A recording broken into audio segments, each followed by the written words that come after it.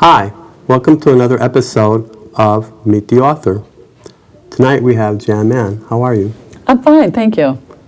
Jan wrote 2 books about adventure and touring, one in Connecticut and one in the country out west. Her first book, Cruising Connecticut with a Picnic Basket. Let me read a little bit about it. Cruising Connecticut combines an eclectic selection of places to visit with the fine art of picnicking, from hunting spring flowers to wine tasting, from hiking and biking on miles of trails to tubing and kayaking on our waterways.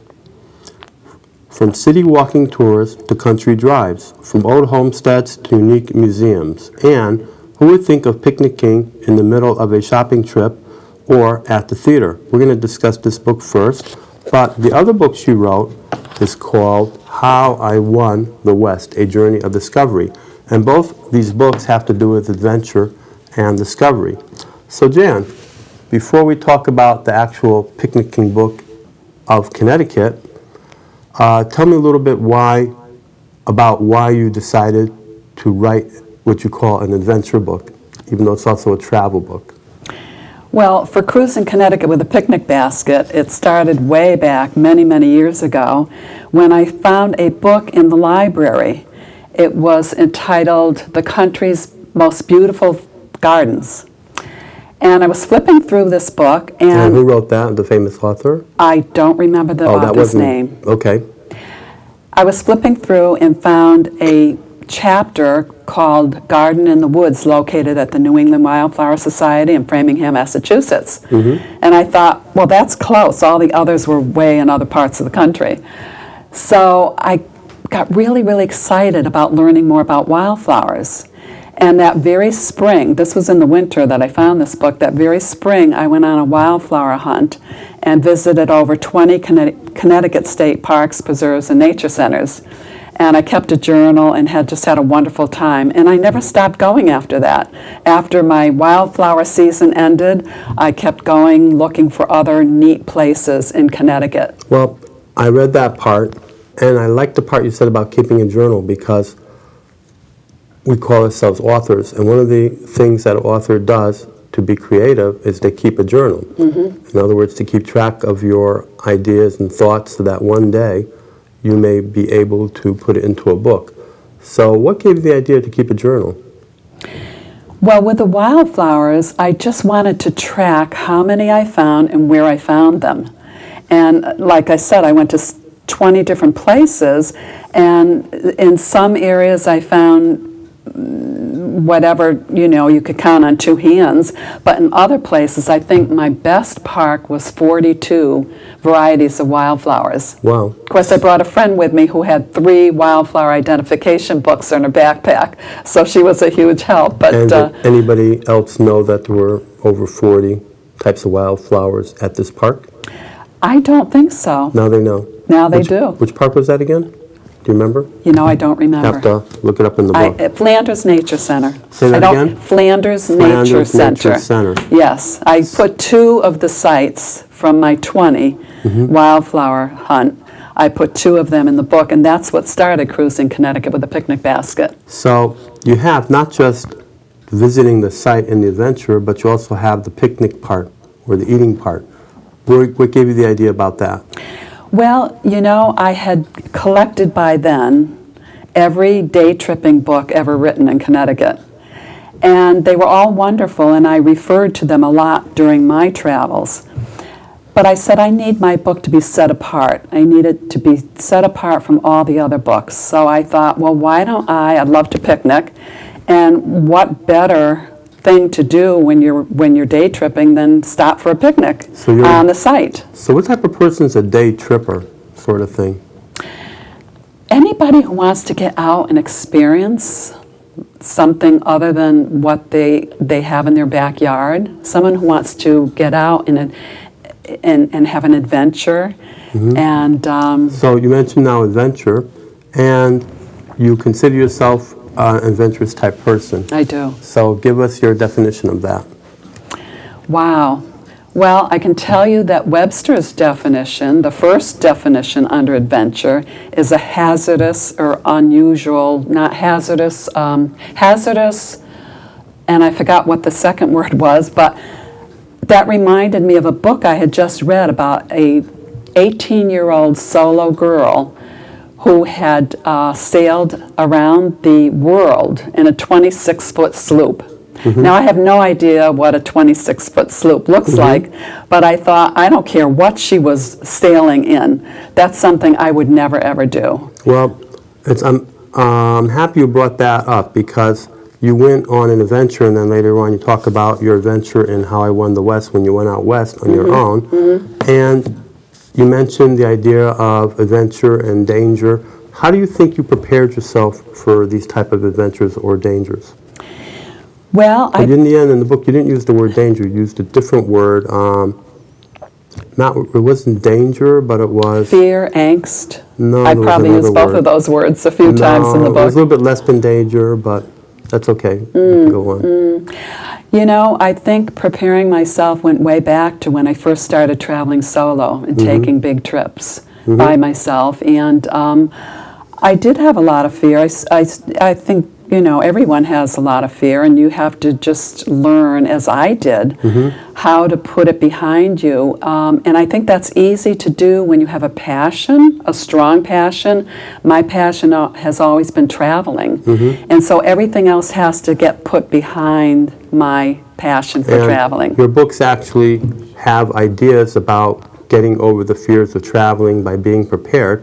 The reason I brought that topic up is because I told you one of the reasons why I invited you to the show is because I myself had traveled to 18 different countries and lived in another country. And one of the things that people did when they went to move to prepare themselves to live in another country is they read The Hobbit, which is about taking a journey, okay? So I was hoping maybe you'd say something like that. But that's how many people actually prepared themselves. They read books about journeys, and then they went and did it. So maybe when they want to do a cruise of Connecticut or a cruise of the West, they'll read your book and get a good idea about how to prepare. And preparation is really one of the, you know, you can never be totally prepared, but you have to have some preparation. If you're not prepared at all, your trip's going to be a disaster. So read a little bit from Cruising Connecticut. You're going to say about the, what was the name of that castle? Yes, Gillette Castle. Gillette Castle. I suggested... And that's funny because I just told you I was going to go to Gillette Castle when Yes, my daughter you did. comes to visit. You did. So what a coincidence that I works wanted out to well. talk about Gillette Castle. Probably because Gillette Castle is probably one of my favorite picnicking destinations in the spring. And you know, spring has to get here eventually, right? And so I'm hoping everyone will take into consideration the pond before you get up to the castle itself. When you first turn onto the road leading to the castle, if you take, after a few yards, you take a left there. It's a dirt road. There's parking. Well, first of all, you have to say what Gillette Castle is because this show is international, and not everybody knows what Gillette Castle is, even though it's a book about Connecticut. That's a good point, Jason. Thank you. Okay, Gillette Castle State Park in East Haddam, Connecticut.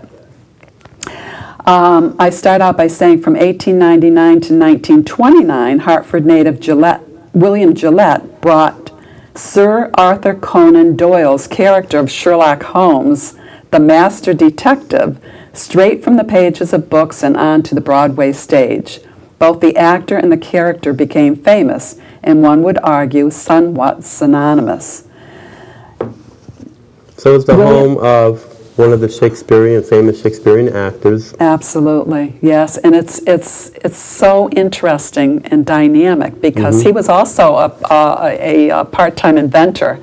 So his home had a lot of inventions in it. A lot of adventures, which when you take the tour, it's awe-inspiring to see what he did in that house. Something out of The Great Gatsby, actually, in the 20s and early 30s. I guess you could say that. It's the Connecticut Great Gatsby. Yes. So you always think about that when you see, a Hollywood-type home that is not in Hollywood, that started off in Connecticut, that they now have in Hollywood. But and this there's is in a the beautiful 20s. view. I should say that it one of the best overlooks the Connecticut Connecticut River. River. And you it's can take just beautiful up there. can take a ferry to get there. It's Yes, very you nice. can. Yes, yes. So tell us, you said you wanted to talk about the picnic area there. Well, the picnic area is the pond before you get up to the castle. There's also picnicking at the castle itself outside. In fact, his train used to be housed there, William Gillette's train, and that isn't there any longer, but they've made it into a little picnic area, which is nice. But the pond, in the summertime, is completely covered with water lilies, pink, fuchsia, and white water lilies, and it's just beautiful. Somebody who likes, do they have artists there? Do you know, like in Weir Farm? Somebody wants to paint paintings of like Monet with the water lilies. I know some of these parks have artist areas, like Hillstead Museum has artist areas. And you see artists Nothing there. formal, but Nothing formal. I don't know why you don't see more artists setting up their easil there, So you because hear that, it's everybody? lovely. If you want to paint some water lilies like Monet, go to Gillette Castle. So, how did the part about the actual recipes? Do you have recipes in your book? Tell us a little bit about that. Yes, well, you know, when I decided to add picnicking areas to my day trips, I said, well, now that I have picnicking, I should go a step further and design recipes. So for every day trip, I have, you know, like I'm taking people along with me. What am I doing on this particular day trip? What am I doing on this destination? And then the next page is the picnicking. And sometimes there's more than one areas to picnic.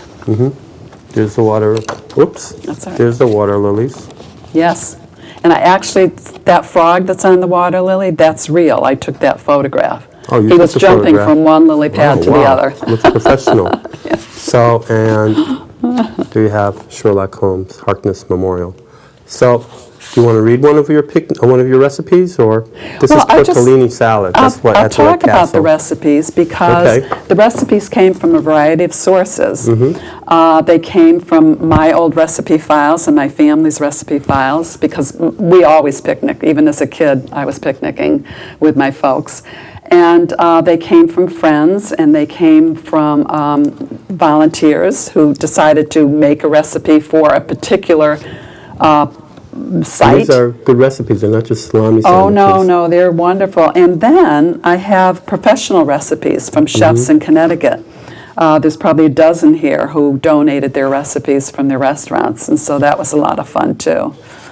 And I have to tell you, one time I prepared a gourmet picnic for Scott Haney and Kara Sutherland from Better Connecticut TV program. And I just loved it because I had the table all set, and my daughter was with me, and we were standing by the table waiting for the truck, and you see the big WFSB truck come up the hill and park. And it was several minutes before the doors opened, and all of a sudden the cameraman jumped out and he ran down the hill to where we were. He was a few feet away from us, and he pointed the camera up to the truck. And eventually Scott and Kara kind of meandered out of the truck, oblivious to us, okay? And they're meandering down the hill, and Scott's saying, "Oh, Kara, I had such a good time preparing this picnic for you." And she said, "Oh, Scott, that's really so nice of you." And then, of course, he was faced with the table by the time they got to us. And it was so much fun Do you remember picnicking with what you them. were serving that day? I don't remember. Probably my chicken dish. I have recipes in the back from everything you could want. And this was, I think, my entree. One of my favorites was chicken caprese. Chicken caprese, okay. And that came from a chef in Connecticut. And then all the sides and everything that went with it. So we had a good time. And they, after the show, after the cameraman put his camera away, then we just enjoyed ourselves. Enjoyed the meal. Yeah. So tell us now about your latest book, How I Won the West. I like that one. And what your favorite story was in here. Maybe you can read us a little bit about it. Tell us a little bit how this came about. Read us a little piece from it. And why somebody should read that book. Well, what I say on the back is Jan's dream was to take a 5-week road trip through the West. So she took a step beyond conventional thinking about older women traveling solo. beyond fear and other obstacles that threatened to interfere with her passion for adventure. What better way to discover the wonders of the West, the world, and herself? I think that traveling to the West had been on my travel list for many, many years. And when I felt the urge to take another road trip in 2009, this just popped into my head, and I said, that's it. I'm going to tell you one thing. You took a plane to Denver, Yes, I did. and from there you rented a car. Yes. I was always thinking that when you take a trip to the West, you got to start in your car here and go there. And then I read that and I said, oh my God, I don't have to take my car from here. I can go there by plane, You know, rent it, and start. I didn't even think about that. It's so interesting you should Many say that people because start from here and well, they I take was a going cross-country to. tour. I had every intention. In fact, I had my AAA map. The route was all prospective route because I changed it 4 times. It was all lined out in a blue marker. But one of my daughters noticed that the mark from Connecticut to Denver was straight and there were no stops along the way because I was really starting my first day trip, my first destination at Rocky Mountain National Park, which is about a couple of hours north of Denver. She says, Mom, why are you taking this tedious driving trip up and back? She said, It's probably all flat lands in the middle of America, you know. and I had seen much of that. So That's a good idea. Take a plane to the West and then just it was do so the trip from perfect. there. And then I had a good car for traveling all those mountains, which my car might not have made it. So it was So it was perfect. a rented car, you're saying? It was a rented car. A rented car, yes, sure. yeah. So tell us a little. So read one chapter, or a part, not a chapter, but a part. Well, probably I'll read a couple of paragraphs Sure. from my introduction because this will tell the viewer the kind of adventure I was looking for. Sure, go ahead. My adventures belong to the second definition in Webster's dictionary, which is an unusual and exciting experience.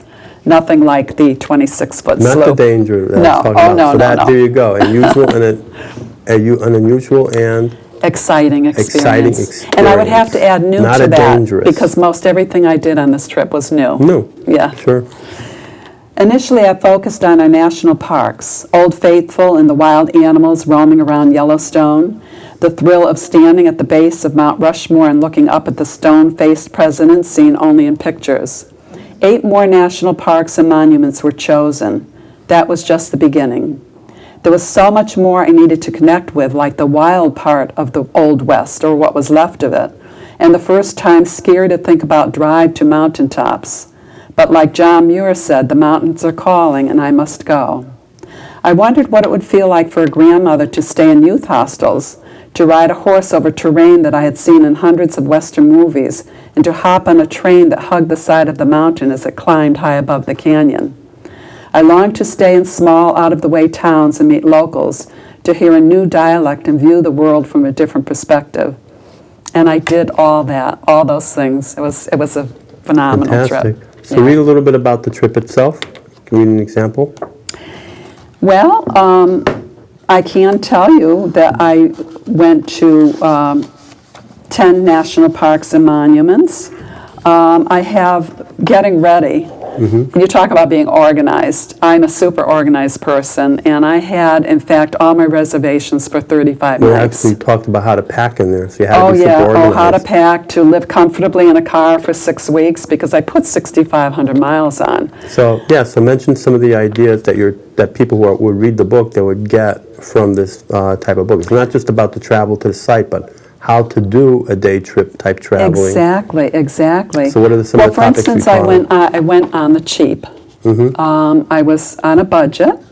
So how to budget So yourself. one of my chapters is financing and other tedious topics. The tedious topics comes in because I don't like thinking about finances. Well, that was sort of like, in Europe, how to do Paris and a $1 a day, remember those books? Okay. Exactly. And I want to tell you that I surprised myself because I didn't keep track as I went along. Excuse me.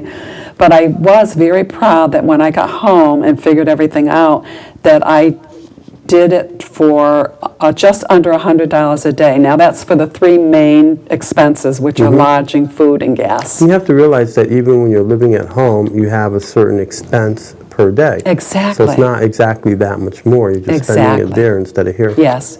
And one of the things that went along with traveling on the cheap was to eat my breakfasts and lunches out of my cooler and grocery bag in the car. The only meal I had out was dinner, and that was because I stopped in a new town every night, and I'd check into the lodging, and I would go out and walk and get some exercise and find a nice restaurant. I think that's a good idea, because a lot of restaurants who are catering to tourists, the dinner is better than the lunch or the breakfast. Yes. It's a better meal. Yes, They're prepared for that. It is, exactly. So in respect to that, I have another chapter, eating healthy, sort of, and cheap, kind of, while traveling. And I tell them how I did it. People want to hear about the adventure, so let's hear about the adventure. The adventures. Read a part. Well, one of the national parks, or should I talk about my chapter on fear? No, one of the national parks. One of the national parks. Okay, let me read Up Close and Personal in Yellowstone. Okay. I'll read some of it.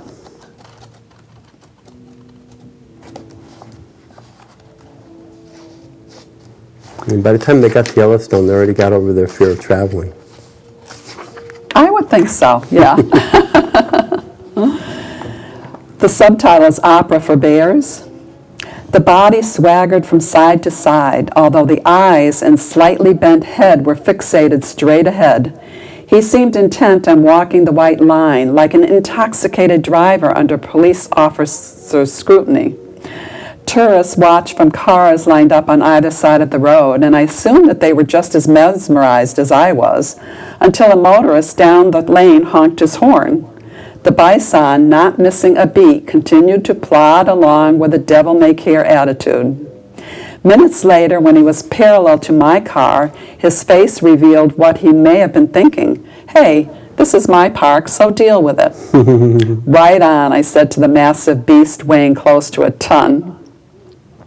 I saw another bison later in the day, and I was the first car, and I saw him in my rearview mirror. So I stopped because he was, again, meandering down the middle of the road. And I talk about how I got out of my car, and I was just watching him, entranced, and I had my camera, and I was clicking.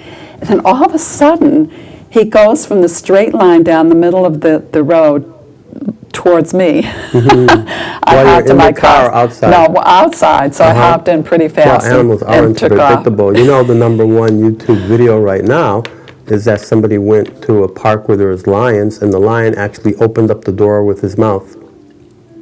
What? Say that again? The lion opened up the handle, the car door? Yeah, I pulled on the handle and opened it. Oh my gosh. And the people were filming, and suddenly they got the lion in the car. So you never know. That's incredible. You talk about bears. I saw a video from Smoky Mountain Park where somebody left their car in the parking lot, and they left a wedding cake in the car. So the bear actually tore apart the door, and everyone's filming it and watching it, gets into the car and starts eating the wedding cake. So you gotta watch out. Where there's food involved, they do have a way. Don't feed the bears. I tell about a friend in this chapter who, she was very young. I think she was like 18 or 19. And she got woken up in the middle of the night by someone yelling and screaming. And she didn't find out till the next day that there was a man on top of a picnic table protecting his picnic basket. So I say in my book, I wonder, I would protect my picnic basket from rain or from kids who are snatching cookies or something. But what would a man have there that was so valuable he needed to protect it from the bear? He got mauled pretty badly. Yeah. That would happen. And the way the opera for bears came in is that I received a newspaper when I went through the gates at Yellowstone, and they, of course, so many articles talking about how to protect yourself and your food from bears. And the article said, and you can sing to them. So I had a good time You actually sang to the bears? No, I never found one, but I was prepared in case I did. Oh, did you sing to the bison? No, that was, the bison was before the bears. And now that we talked about bears, I see you have a little cuddly bear on the right over there. What is Yes, that? this is Teddy Tripper. Teddy Tripper. This was my companion. And the I had name two Tripper? The name Tripper, well, Teddy obviously, but the name Tripper was for two parts. I loved Three's Company, and Jack Tripper was one of my favorite comedians. But also, I'm a day tripper, so Teddy Tripper. there you go, Teddy Tripper, it made sense. But, I wanted to travel the world, or the country rather, like John Steinbeck in Travels with Charlie, Right, I in saw Search of that. American. Yes, very good. And he talked about Charlie being a good protector and a good, maybe break the ice with people so he could meet people along the way, because he was a wonderful dog, I guess. He was born in France and he was very unique, and people would always ask, what breed of dog is that? And so then I argued in my first chapter, Steinbeck and Me, I talk about the similarities between Steinbeck, not many between he and I, except that we were both born with an incurable wanderlust. But I talk about a couple of the similarities of our trips, but also the great many differences. Listen, And I really like that idea that you first read the Steinbeck books and then you had comparisons between your trip and what Yes. Steinbeck did. That was quite good. yes, thank you. And so I countered and I answered John Steinbeck in the chapter, and I said, Charlie might have been a good icebreaker. I said, but actually Teddy Tripper did just as well, especially when I asked people to photograph us in front of a notable mountain. And he also said that Charlie was a good protector. And I said, well, I didn't expect Teddy Tripper to protect me. I said, but I brought along a canister of pepper spray for that part. So my two companions, Teddy Tripper and pepper spray, got me through the trip And just you great. didn't have to use the pepper spray, you said. I did not have to use it. I had it in my hand a couple of times. Sure. Yeah. But, so what would you say, we're closing to the end of the show, what would you say was your most interesting adventure in the trip out west? That's a hard question, Jason, because Why? I went to 10 national parks and monuments, and there's no comparison between any of them. None of them even resemble another one. So, which means is that every park I entered, I found something unique and distinct That's beautiful. and beautiful about them. That's And what's so great about there's no comparison. Our country is that we do have so much diversity and so much difference yes. between the parks. It's not all the same thing. That's the beauty of this country, yes. And I wished I hadn't waited so long to go out west, because then I would have gone out again to see what I didn't see, or spend more time in places. It was a wonderful Did trip. you ride a horse? I did. Oh, Okay. yes, I did, absolutely. I rode a horse in the Wild West country, and that was fabulous. I did everything that I had set my mind to, and still stayed on my budget. And you still stayed in your budget? Yeah. What else would you like to tell us about your book? The red nose at the back of the book? Want to show that? Yes, Show actually. everybody what you have. Yes, when people see my picture. book, I don't know if they can see the red nose, but when people look at my book, can they zoom say, in.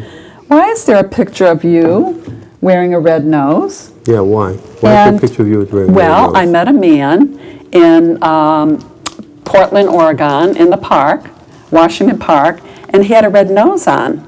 And I said, excuse me, I just had to find out why he was wearing a red nose. And he said, well, it's my day off, and a red nose reminds me that it's my day to have fun. Oh. But right after he told me that, he turned back to his partner, who was on the swing next to him, and they started a very serious conversation. So I thought about this through the park, through They my wanted walk. a pink nose. What's that? They wanted a pink nose. And I said, well, if I was on a swing wearing a red nose, I would be having fun, like right now. Cool. I'm having fun, Yes, you are. Isn't that great? And that's what people need to remember, that red nose, whether you're on a swing or not, should be all about having fun. So not to have fear, you started off with having fear, and we're ending the show, and you ended it with having fun. Absolutely. So that would be your message. Go out there and have fun and see the world. Absolutely. Okay, See Sarah, the Sarah. world, yes. Well, thank you for being on the show. Thanks for having Another me. successful Meet the Author episode.